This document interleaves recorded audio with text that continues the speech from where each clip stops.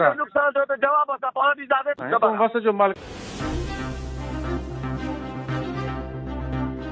खुराक खाते में कणक स्मगलिंग ऐं खुर्द-बुर्द वारा स्कैंडल साम्हूं अचण खां पोइ खुराक खाते जी अख़्तियारनि पारां ऑफिसरनि ऐं अमलदारनि ख़िलाफ़ शुरू कयल कार्रवाइनि जी पत वाउखी थी वई आहे। हिक पासे खुराक खाते जो वज़ीर मखदूम महबूब ज़मा ऐं सेक्रेटरी ग़ुलाम अब्बास नाइच पारां दावा कई पई वञे त कणक स्मगलिंग रोकण में नाकाम ऐं खुर्द-बुर्द जे इल्ज़ाम हेठि आयल ऑफिसरनि ख़िलाफ़ कार्रवाई कई पई वञे, पर ॿ ॾींहं अॻु संदन इहा दावा उन वक़्तु वाउखी थी वई जॾहिं कशमोर कंदकोट ज़िले में डिस्ट्रिक्ट फूड कंट्रोलर तौरु मुक़रर थियल 16 ग्रेड जे असिस्टेंट गुलाम मुस्तफ़ा मीरानी खे उहिदे तां हटायो वियो हो, पर खेसि 2 कलाकनि अंदरि बहाल करे साॻे ई उहिदे ते विहारणो पइजी वियो। मामलो अञा हिते दंग नथो करे, छाकाणि त कशमोर ज़िले मां उहिदे तां हटाए वरी 2 कलाकनि में बहाल कयल DFC गुलाम मुस्तफ़ा मीरानी जी हिकु मुबैना ऑडियो कॉल बि लीक थी वई आहे, जंहिं में हू पंहिंजे मातहत अमलदार खां डिप्टी डायरेक्टर जे नाले ते पैसनि जी घुर करे रहियो आहे। हा डीडी साहब अचे त पियो उन चयो जी सर। तॾहिं मैसेज नंबर यूफोन हिते बंदि थी वई अलाए छो। जे बाबा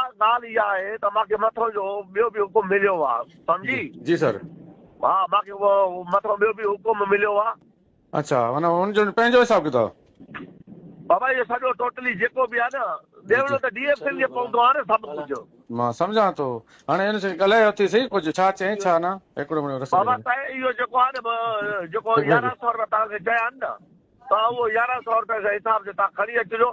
गवर्नमेंट जो नुक़सान थिए उनजो केरु ज़िम्मेवार आहे? नुक़सान थियो त जवाब असां पाण ॾींदासीं। तूं बस जो मालिक। DFC गुलाम मुस्तफ़ा मीरानी जी मुबैना ऑडियो कॉल में वाज़े ॿुधी सघिजे थो त मथे DFCs खे ॾियणो पवे थो। सरकार खे जेकॾहिं नुक़सान थियो त उनजो जवाब बि असां पाण ॾींदासीं। हाणे सवाल इहो थो पैदा थिए त जेकॾहिं खुराक खाते जो वज़ीर ऐं सेक्रेटरी वाकई संजीदा आहिनि ऐं सरकार खे नुक़सान खां बचाइण लाइ कार्रवायूं कनि पिया त पोइ इहो ॾिसिजे त DFC कशमोर कंदकोट जी मुबैना ऑडियो कॉल ते कहिड़ो एक्शन खयो थो वञे। नुक़सान थियो त जवाब असां पाण ॾींदासीं। तूं बस जो मालिक।